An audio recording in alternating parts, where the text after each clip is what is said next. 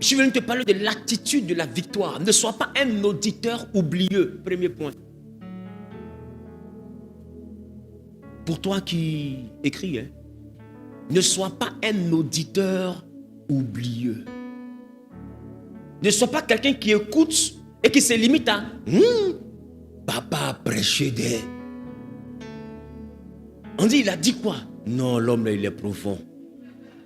On dit, il a dit quoi dans profondeur là? Ouais, il connaît la Bible. On dit, oui, on est d'accord, il a dit quoi? Ça dit, les versets bibliques, c'est comme si c'est lui qui a écrit quoi. On dit, ok, on a compris, il a dit quoi? Et puis, il connaît la définition en grec. On dit, oui, tout ça là, d'accord, mais c'est quoi il a dit?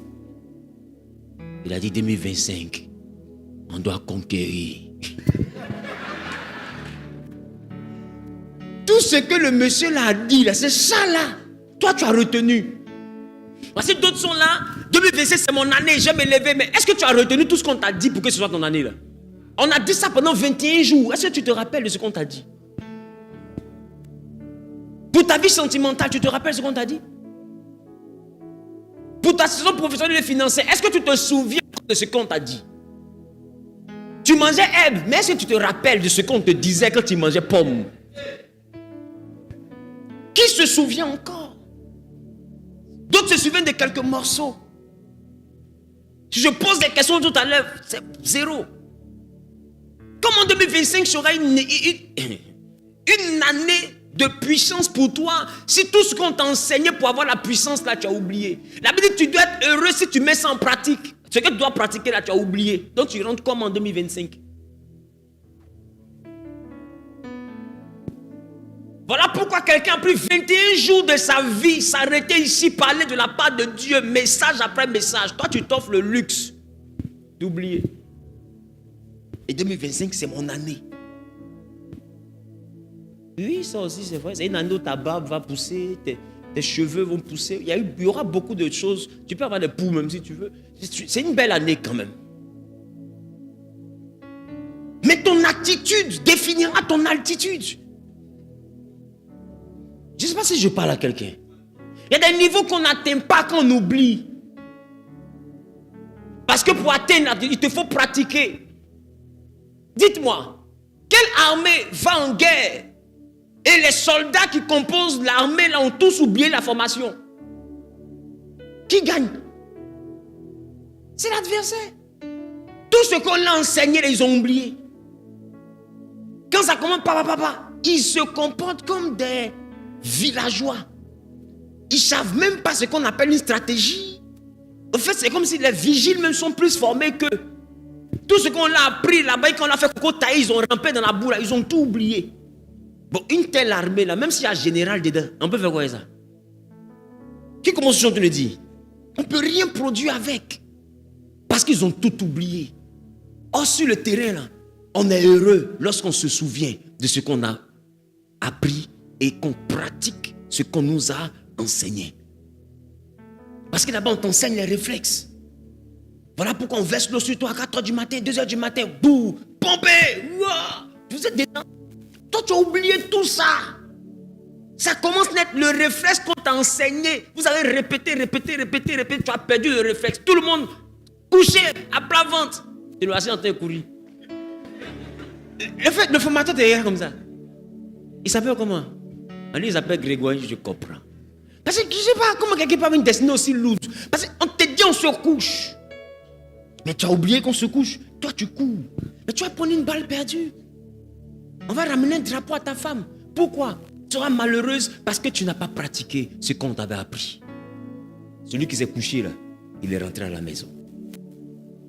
Toi qui as oublié, tu es rentré aussi à la maison. Aidera. Qui comprend ce que je suis en train de dire? Si c'est pour rentrer à la maison là, tu veux rentrer? Tu vas rentrer. Comment on rentre là? Si en 2025 tu veux vivre, t'inquiète pas, tu ne mourras pas. C'est comment tu vas vivre là. C'est ça que tu ne vas pas aimer. Ton attitude détermine ton altitude. Arrêtons d'oublier ce que Dieu nous donne dans les messages. Remarque quand quelqu'un est en train de prêcher sous l'onction, il y a des choses qu'il dit là. C'est comme si on a mis le doigt sur toi et puis on te parle. Comme si on te crie sur toi. Dieu s'adresse à toi directement. On n'a pas besoin de dire ainsi parle l'Éternel. Il y a des choses qu'on commence à parler à toi, mais tu sens que ça là, c'est de moi il parle. Tu veux forcément qu'un prophète vienne prendre une formule. Voici ce que je vois avant de prendre ça au sérieux. Il y a une prophétie durant laquelle Dieu parle à tout le monde en même temps. Ça s'appelle la prédication. Quand quelqu'un a vraiment l'onction, quand il prêche pas de la vie des autres, il prêche de la vie de ceux qui les écoutent. Quand ceux qui l'écoutent prêtent l'oreille, chacun entend sa vie dans le message. C'est à ça qu'on reconnaît que c'est Dieu qui parle, parce qu'il n'y a que Dieu qui ouvre la bouche d'une seule personne et parle à 100 personnes. C'est Dieu seul qui ouvre la bouche d'une personne et avec une seule phrase, il est en train de parler à 200 personnes différentes et puis chacun comprend ce que Dieu lui dit par rapport à son problème. C'est Dieu seul qui fait ça. Aucun homme ne peut faire ça. Ne sois pas un auditeur oublieux. Donne-moi un amen. Ton amen est un peu paralysé.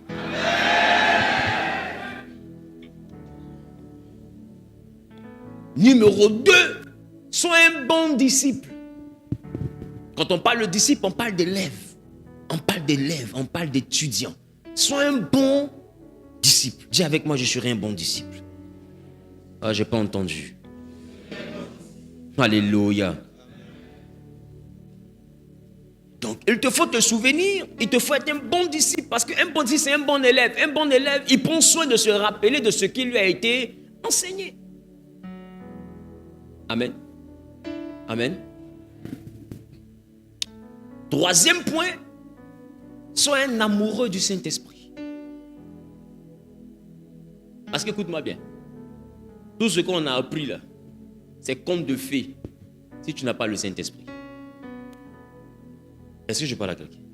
Sois un amoureux du Saint-Esprit. Écoutez, est-ce que vous savez qu'il y en a qui prient pour le Saint-Esprit seulement que quand ils sont en train de prier? Parce qu'il y a un moment de la prière où on demande le Saint-Esprit.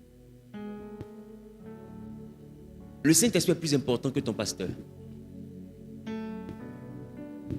Parce que c'est le Saint-Esprit qui envoie les prédications à devenir vie et vivante. Tout ce qui prend vie parce que le Saint-Esprit se meut. Avant que Dieu ne parle, l'Esprit de Dieu se mouvait. Si l'Esprit de Dieu ne se meut pas, sa parole ne peut rien produire. C'est ce que tu ne sais pas. Dieu a la bouche, le Saint-Esprit est la main. Quand la Bible dit que ce que sa bouche dit, sa main l'accomplit, la main de laquelle on parle là, c'est le Saint-Esprit. Voilà pourquoi le Saint-Esprit était sur le chaos. Et Dieu dit que la lumière soit. Et il était dans les ténèbres. Et du milieu des ténèbres, la lumière a jailli. Pourquoi? Parce que la main de Dieu était dans les ténèbres. Ce qu'on appelle la main de ce qu'on appelle aussi le Saint-Esprit. Voilà pourquoi la Bible dit que Dieu a fait résider en lui toute sa plénitude. La plénitude du Père, c'est toute la capacité du Père est dans le Saint-Esprit. C'est pourquoi vous avez remarqué une chose. C'est que lorsqu'on parle de Dieu le Père, majoritairement dans la Bible, dans l'Ancien Testament, en Deutéronome, quand on parle surtout de Dieu le Père, on parle de la voix. Qui se rappelle ça? Dans l'Ancien Testament, si tu obéis à la voix, si tu obéis à la voix, si tu obéis à la voix, si tu obéis à la voix. Parce que le Père a la voix. À partir de Matthieu, Marc, Jean et Luc, on constate que au-delà de la voix, on nous parle maintenant de la parole. Et on dit la parole a vécu parmi nous, c'était le Fils. Donc le Père c'est la voix, le Fils c'est la parole, mais le Saint-Esprit c'est la main. Voilà pourquoi le Père est la parole, est la voix. Il a présenté le Fils qui est la parole. Le Fils était dans l'eau, mais tant que le Fils ne recevait pas le Saint-Esprit qui est la main, le Fils ne pouvait rien faire. Parce que pour faire, il faut la main. Qui comprend ce que je suis en train de dire? Même quand on poursuivait le Fils a laissé. Joseph et Marie l'ont pris pour aller le cacher en Égypte. Pourquoi? Parce qu'il n'avait pas encore le Saint-Esprit. Le Saint-Esprit, c'est la main de Dieu. La main qui va créer le miracle s'appelle le Saint-Esprit.